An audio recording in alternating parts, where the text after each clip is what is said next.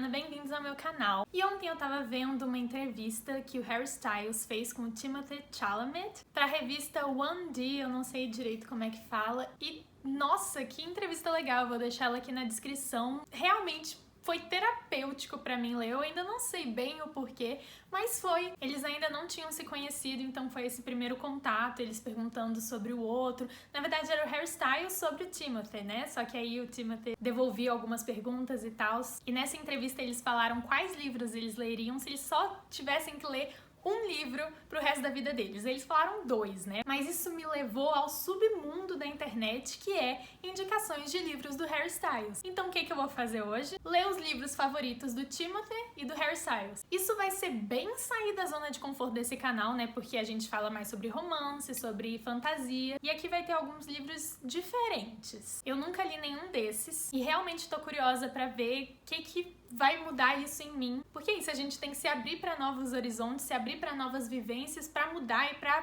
crescer criativamente, né? Então, dos livros do Harry Styles, eu vou ler Norwegian Wood, que é um livro que se passa no Japão e esse título é inspirado em uma das músicas do Beatles. Love is a Mixtape e eu não sei muito sobre esses livros, eu achei melhor nem pesquisar muito assim, pra me surpreender lendo mesmo, mas eu sei que na verdade tem a tradução, né, Açúcar de Melancia, e Love is a Mixtape são livros minúsculos, dá pra ler assim rapidinho, sabe? Então eu acho que vai ser bem simples essa parte, e aí a gente vai ler os livros do Timothée, que são 1984, que esse é um livro que eu sempre quis muito ler, ainda não li, é um livro de distopia. O livro do Desassossego, que é um livro do Fernando Pessoa, que ele tava lendo quando o Harry fez a entrevista, e ele disse que esse livro ele leria pro resto da vida, né, então... E o terceiro livro é um livro chamado Crime e Castigo, que é um livro do Dostoiévski, que eu nem sei falar direito, mas o Timothée lia muito Dostoiévski, sei lá. Hoje a gente vai ser conceitual. Esse é o vídeo pra arregaçar mesmo pra uma das minhas melhores amigas, porque ela é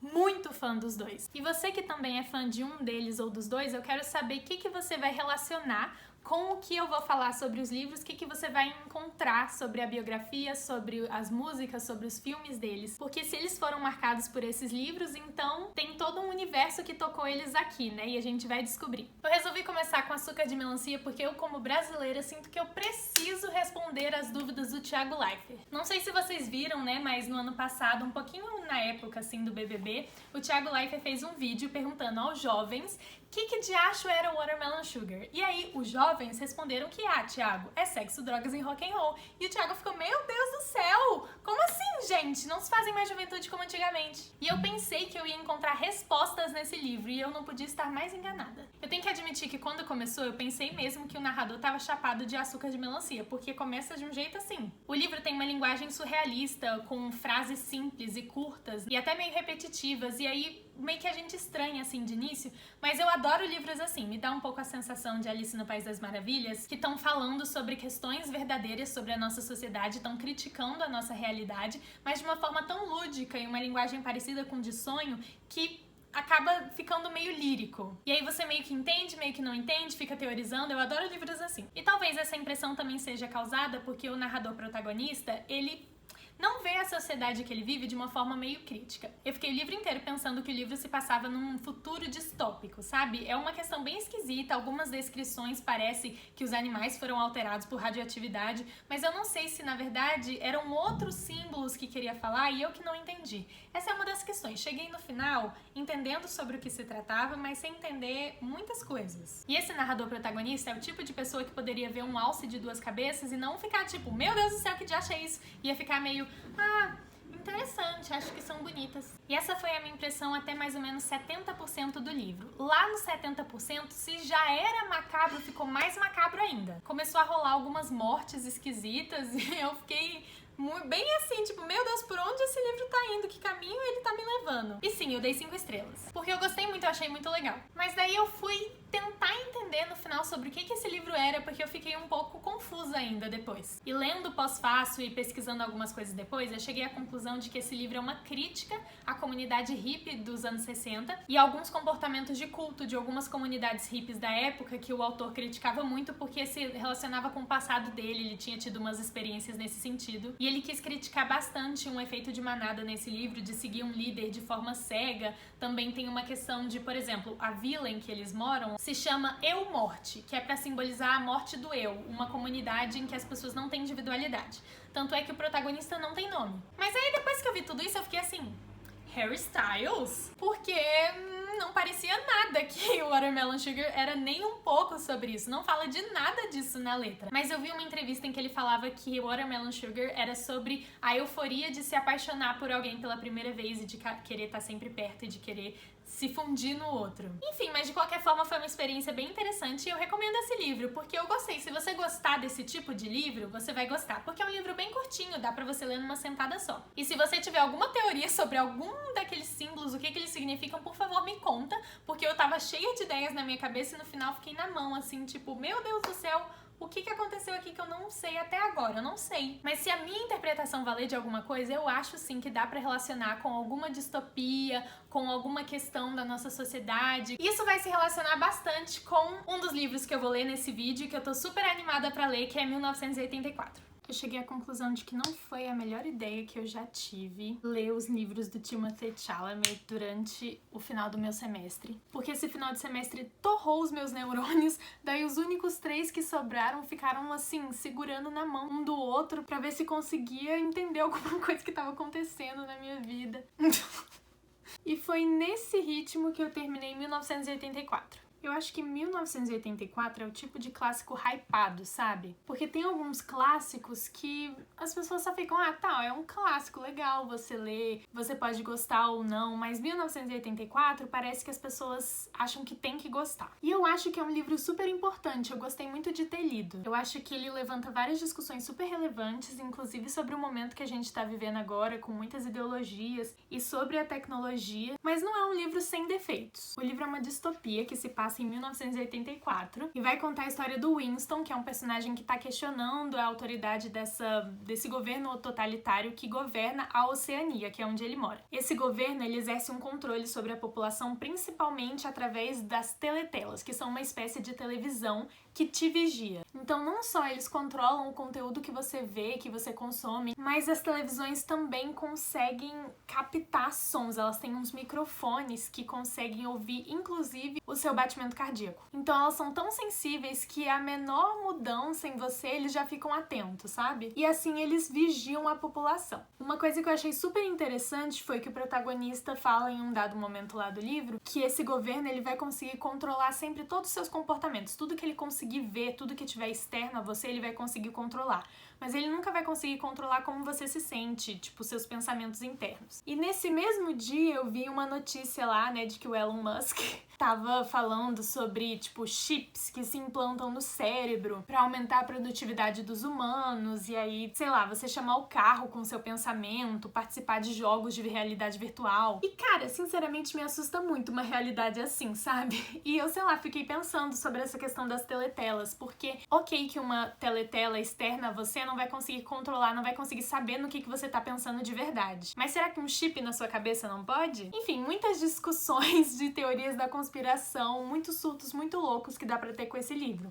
Super válido. Mas aí o que acontece? Uma coisa que eu achei muito esquisita foi que desde que o livro começou, ficou muito claro pra mim que o protagonista simplesmente odiava mulheres. E eu achei isso muito esquisito, não tanto pelo fato dele odiar mulheres, tipo, meu Deus, você tá bem? Mas porque eu nunca vi ninguém falando sobre isso. Porque não é um tipo de misoginia, assim, comum, sabe? Tipo, eu odeio mulheres porque elas deviam estar lavando a louça. Não. É um tipo, o que as mulheres te fizeram, meu filho, sabe? É ódio mesmo, doido. Por exemplo, já no início ele fala que todas as pessoas dessa sociedade, né, tipo, as piores pessoas, as pessoas que são mais doutrinatórias, assim, sei lá se essa palavra existe, mas as que querem mais, tipo, te fuder são as mulheres. São sempre mulheres. Ele disse que não tinha exceção, basicamente. Isso não se confirma na história porque todos os antagonistas são homens. Já começamos por aí. Mas aí tem uma mulher em específico, que é a única mulher que tem um pouquinho mais de desenvolvimento no livro, e nem assim eu acho que foi desenvolvimento suficiente, viu? Mas enfim. E ele estava preparado para cometer muitos crimes de ódio contra essa mulher. E falava naturalmente sobre essas coisas, sabe? Eu tive a sensação de que o autor queria passar um pouco a ideia de que essa sociedade era completamente permeada pelo ódio. Então o ódio era o que impulsionava as pessoas. O governo queria que as pessoas sentissem ódio. Então basicamente não existiam emoções puras.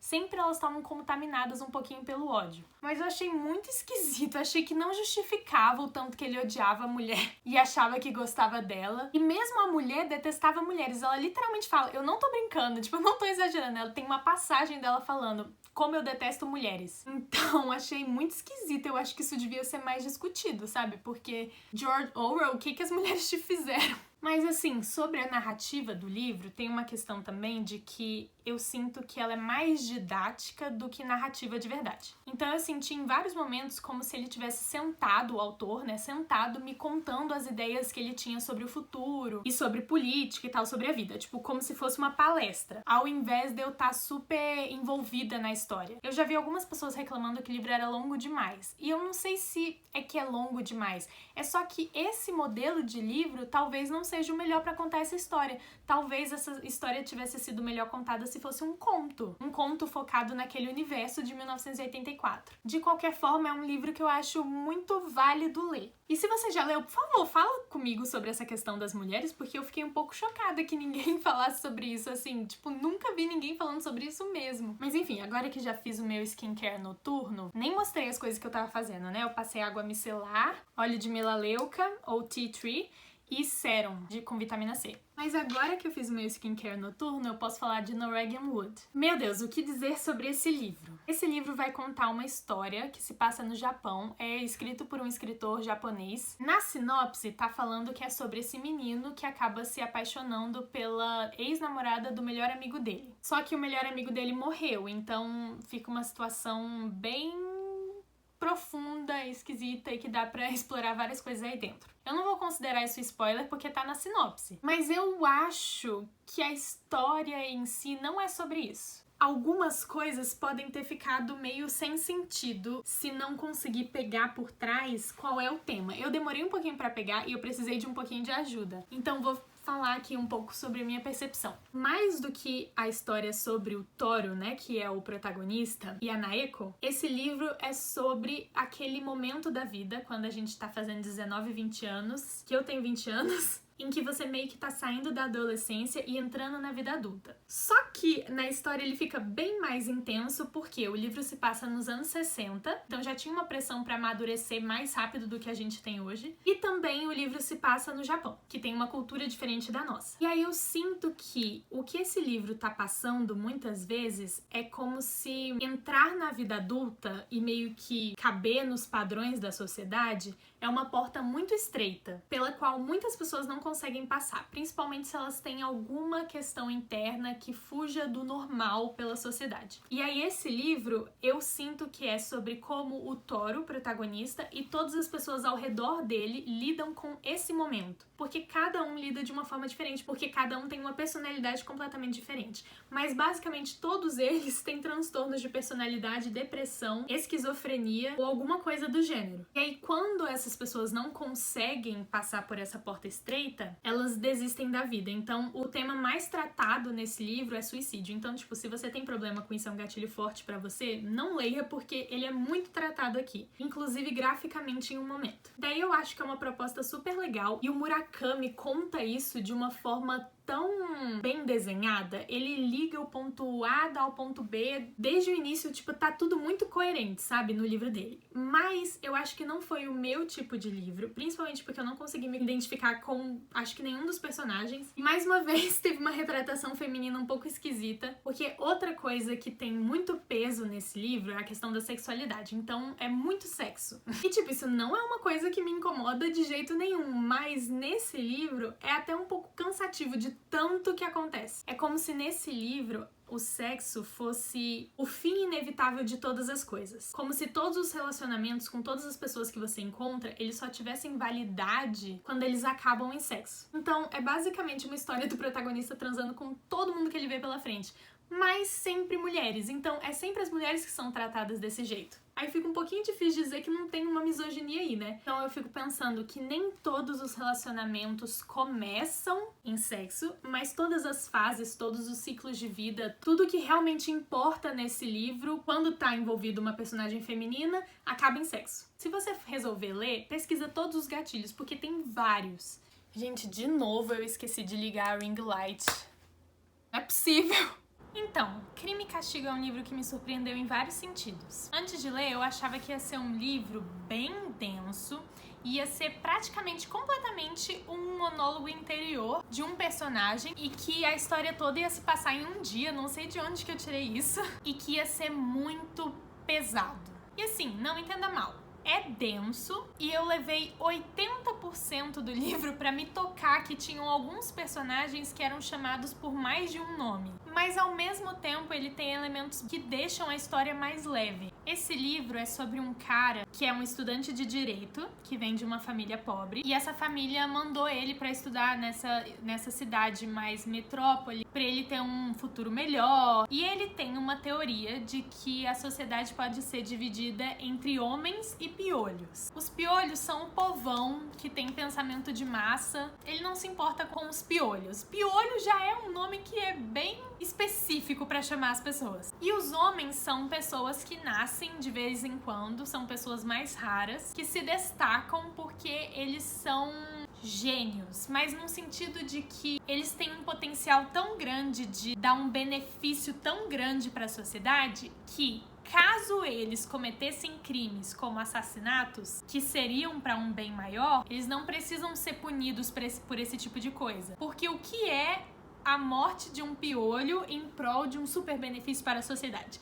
E ele acredita pessoalmente que ele é um homem, não um piolho. Dito isso, ele tá em um contexto de extrema pobreza também. Ele não consegue mais estudar porque ele não tem mais dinheiro. Ele não tem dinheiro para pagar o aluguel da casa dele. Ele não tem dinheiro para quase nada. Então ele acaba penhorando algumas coisas que ele tem com uma senhorinha lá que é extremamente desagradável, ninguém gosta dela. Só que ele percebe que essa senhorinha ganha bastante dinheiro com o povo penhorando coisa. Então ele começa a fantasiar sobre matar ela e roubar esse dinheiro. E como essa senhorinha é uma piolho e ninguém gosta dela, matar ela seria um benefício para a sociedade. Não é spoiler, tá? É literalmente a premissa do livro mesmo. Até que ele resolve de fato matar ela. Só que depois que ele mata ela, ele começa a perceber que a ideia de matar uma pessoa é diferente de fato matar essa pessoa. E aí ele entra em uma jornada de castigo psicológico auto-infligido. Daí o livro tem esses dois momentos, né? O crime e o castigo. O que eu falei que são elementos que deixam esse livro mais leve é que não é só sobre esse personagem principal. Também acaba aprofundando um pouquinho em várias outras pessoas que estão ao redor desse personagem, que estão vivendo outros tipos de drama. Então, acaba tendo um teorzinho de fofoca que foi muito divertido de ler. Eu achei que ele trazia várias reflexões super interessantes e é um livro que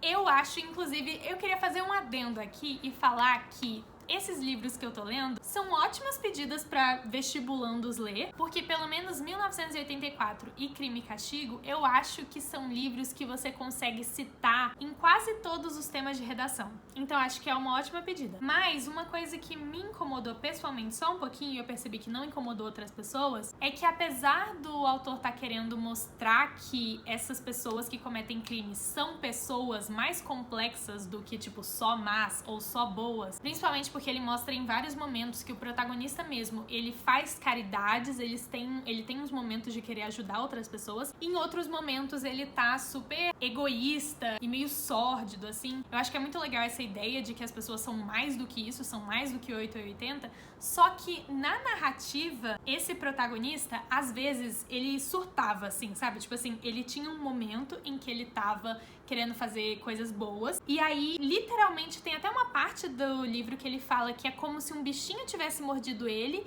e, de repente, ele mudasse de lado. A chavinha dele vira de uma forma muito brusca, e ele reflete em alguns momentos se o protagonista tá louco. As pessoas achariam que ele tá louco ou não. Mas eu acho que o objetivo era justamente chegar à conclusão de que ele não estava louco. E essa chavinha brusca impede um pouco da gente ter empatia com ele, como, por exemplo, podia ser eu no lugar dele. Porque eu acho que teria sido mais natural se essa motivação dele mudasse mais gradativamente, ou pelo menos tivesse uma lógica por trás. De repente ele teve um insight que fez ele mudar de ideia. Mas enfim, é um livro super legal e me fez ficar mais curiosa pra ler outros livros do Dostoiévski. Daí, hoje eu terminei Love is a Mixtape, que foi o último livro favorito do Harry Styles, da lista. E esse livro foi muito gostosinho de ler. Ele não tem tradução para português, eu acho, mas ele significa o amor é uma fita cassete. E a música é um tema muito forte nesse livro, que é um memoir, né? Um livro de memórias sobre um cara, a história real dele e o romance dele com a esposa dele que morreu. E cada capítulo desse livro é dividido como se fosse um lado de uma fita cassete. E logo no início tem uma lista de músicas que é como se fossem a trilha sonora daquele capítulo, que são a trilha sonora da vida dele. E é muito legal, é muito sensível. E eu recomendo muito, se vocês forem ler esse livro, procurarem a playlist no Spotify que tem as músicas que ele vai mencionando. Mas então, ele é contado de uma forma muito singela, assim, muito sensível. E dá pra ver o